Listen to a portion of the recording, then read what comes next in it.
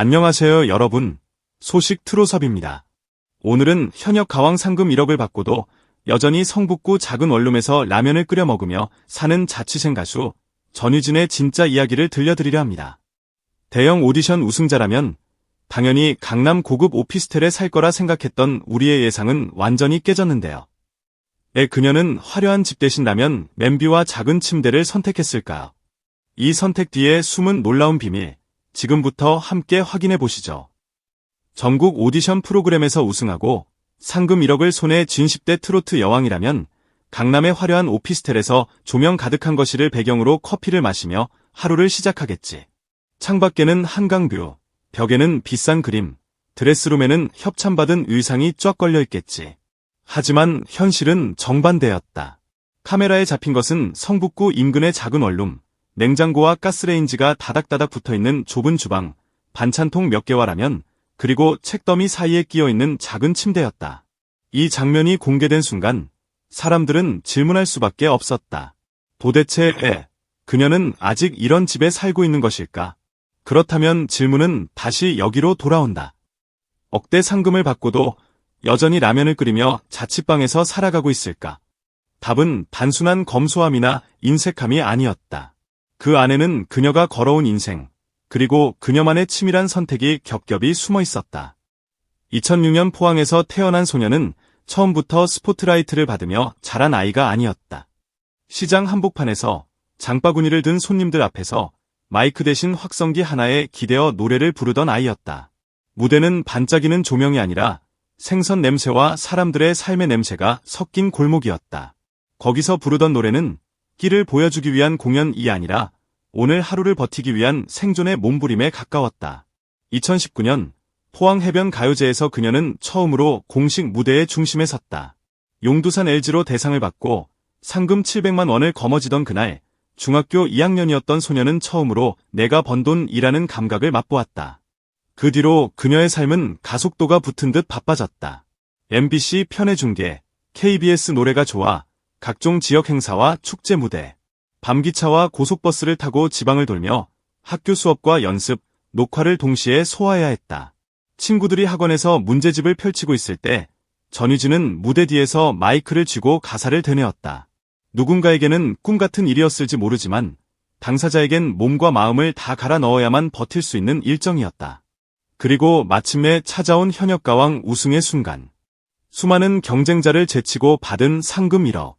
방송 자막에 상금 1억 원이라는 글자가 떠오르던 그 장면을 보며 시청자들은 각자 머릿속에 자신의 버전을 상상했을 것이다. 나 같으면 집부터 장만하지.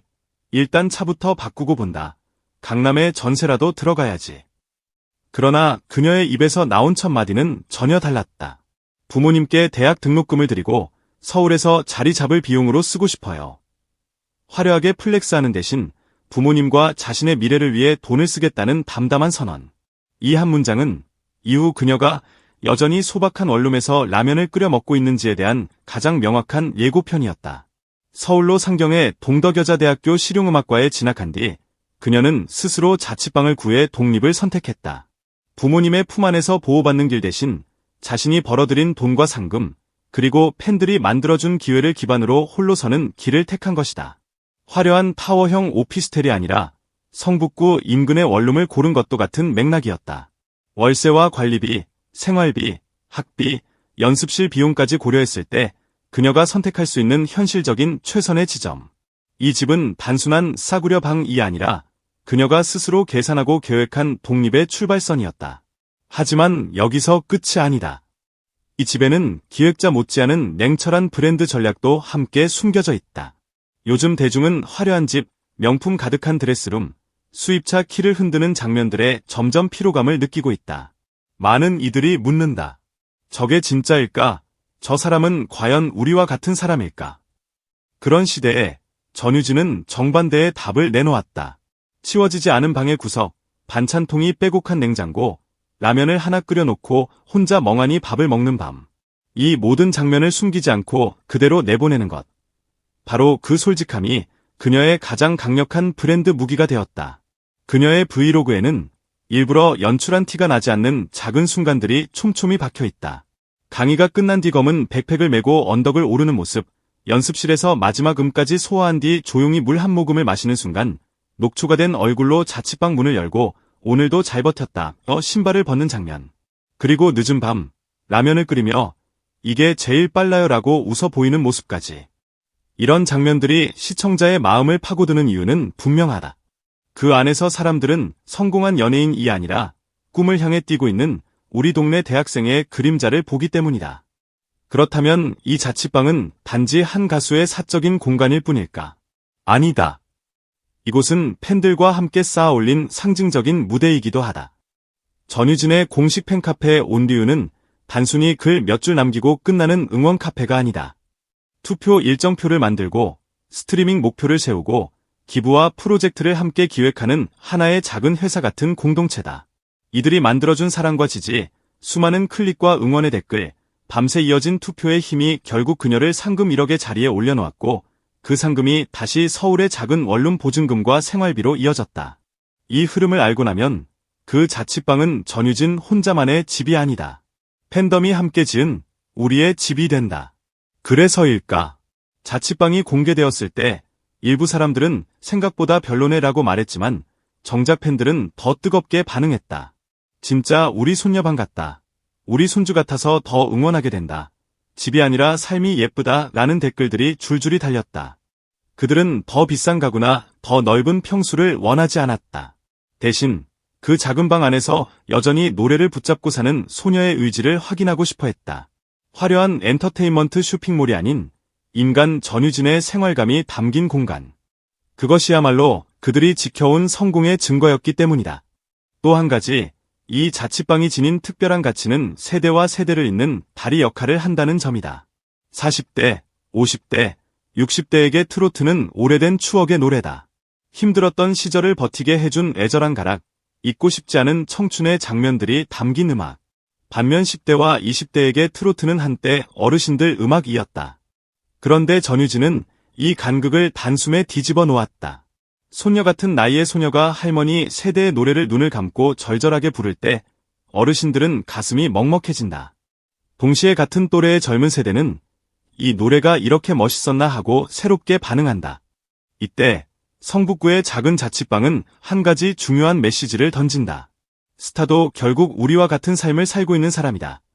그 깨달음이 있을 때 트로트는 더 이상 낡은 장르가 아니라 세대들을 잇는 감성의 플랫폼으로 다시 태어난다. 무대 위에서 전유진은 언제나 노랫말에 집중한다. 눈을 살짝 감고 고개를 조금 숙인 채 한 글자 한 글자에 마음을 실어 올린다. 화려한 안무도 요란한 이펙트도 없다. 대신 목소리와 이야기만이 관객석을 채운다. 놀라운 건 그 목소리의 울림이 그녀의 작은 방과 정확히 연결된다는 사실이다. 카메라가 비춘 그 소박한 방을 떠올리며 그녀의 무대를 보면 노랫말 하나하나가 더 묵직하게 다가온다. 아, 저 아이는 진짜 저런 삶을 살면서 이 노래를 부르고 있구나. 이 인식이 생기는 순간 관객은 단순한 시청자가 아니라 그녀의 삶을 함께 지켜보는 동반자로 변한다. 그렇다면 다시 묻자. 억 상금 받고도 라면 먹는 자취생 가수 전유진. 그녀는 왜 여전히 이런 집에 살고 있을까? 이유는 어쩌면 너무도 명확하다. 집은 화려해질 수 있다. 하지만 삶의 진정성만은 쉽게 흉내낼 수 없기 때문이다. 그녀는 가장 값비싼 것을 지키기로 선택했다. 바로 자신의 이야기, 자신의 속도, 자신만의 현실감이다. 작은 자취방은 그래서 그녀에게 단순한 임시 거처가 아니다. 자신이 어디에서 왔는지, 어디로 가야 하는지 잊지 않게 해주는 이정표다. 시장 골목에서 시작된 노래가 서울의 방 한 칸에 잠시 머물며 더 큰 세상을 향해 숨을 고르는 그 중간 지점인 셈이다. 오늘도 소식 트롯업 영상 끝까지 함께 해주셔서 진심으로 감사합니다. 전유진의 작은 자취방 이야기처럼 여러분의 하루에도 작은 위로와 웃음이 전해졌다면 그것만으로도 큰 행복입니다. 영상이 마음에 드셨다면 좋아요와 따뜻한 댓글로 응원해주시고 앞으로 올라올 또 다른 트롯 소식과 감동 이야기를 놓치지